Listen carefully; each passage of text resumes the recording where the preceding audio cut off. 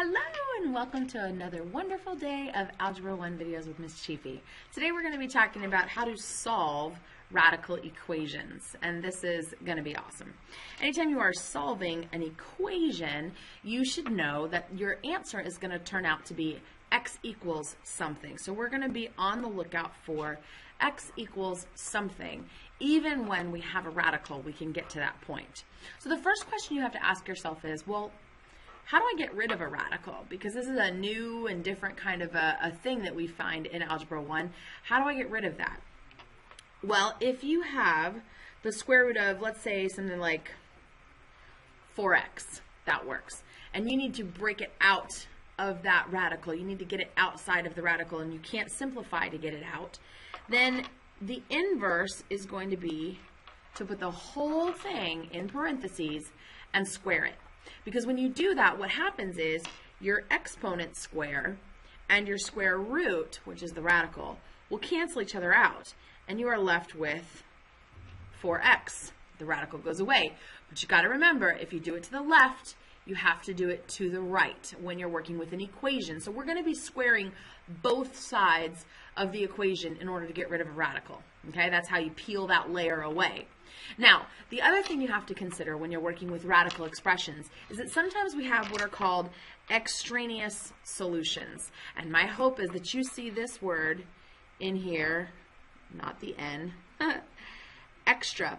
Basically, an extraneous solution is just an extra solution. So how do we check for extraneous solutions? Well, what you're going to need to do is you are going to, with radical expressions, always plug in your answer to be sure that it works.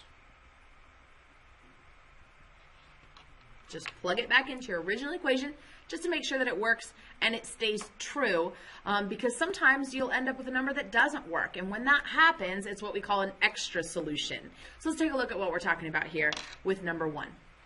All right, so I have my radical on the left and a number on the right. I want to get my expression out of the radical, so I'm going to put it in parentheses and square it. I'm going to do that on both sides to keep everything nice and even. Here, the radical and the square will cancel each other, and I'm just left with x plus 5 equals, well, 2 squared is 4. Now I can continue to solve and isolate my variable, and I get that x equals -1. But just to be sure, I'm going to go ahead and plug this back in. We've got square root of -1 plus 5 equals 2, and I'm just plugging it back into where the x was. So -1 plus 5 is 4. And the square root of 4 is 2. 2 equals 2. That works. So this is a solution, and I am in fact done.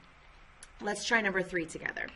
Again, I have a radical all alone on the left. So I'm going to peel away that radical by using the inverse operation, which is an exponent. So I put my exponent there, and I'm going to do it on both sides. So on the left, the radical and the exponent will cancel, leaving me with 2k plus 18 equals 2 squared, which is 4. Continue on to solve for k.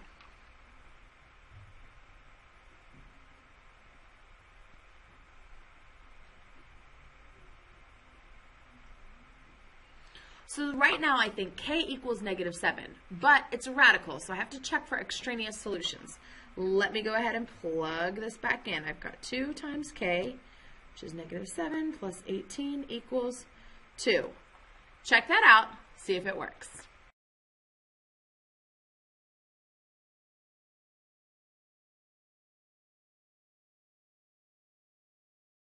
Sure does. So that means our solution for k is -7. K equals -7.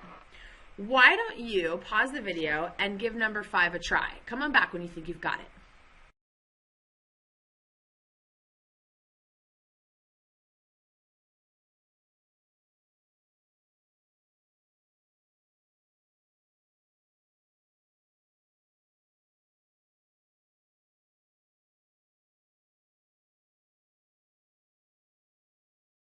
It checks out.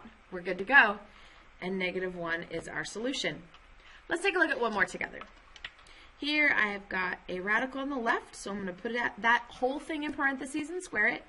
And I'm going to square it on the right as well. So I end up with -9 minus 9m equals 9 squared is 81. Go ahead and solve for n.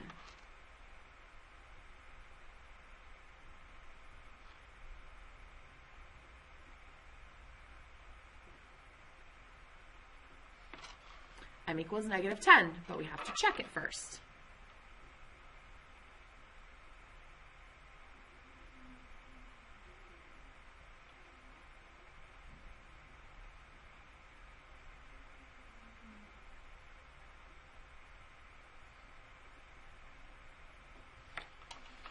There you go. It checks out, which means m does in fact equal negative 10.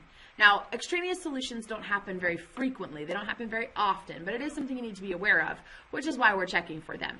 So even if it seems like it's a waste of time, never, ever, ever skip this important step. Why don't you pause the video, give number 9 a try, and come on back when you think you've got it.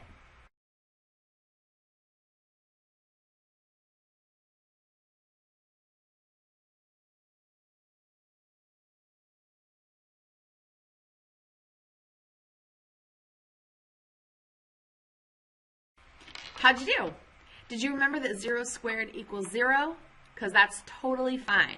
That's exactly what it is, and mathematically, even though it's kind of weird, it is part of what you're supposed to do, squaring both sides, even if it doesn't change the number at all. Also, make sure that when you have a negative variable, a negative x, you remember that that's actually a negative 1 out front. And so you should have divided by negative 1 to get rid of it. The variable's never truly alone until it's positive and there's nothing attached to it whatsoever. Why don't you go ahead and give the next 5 a try?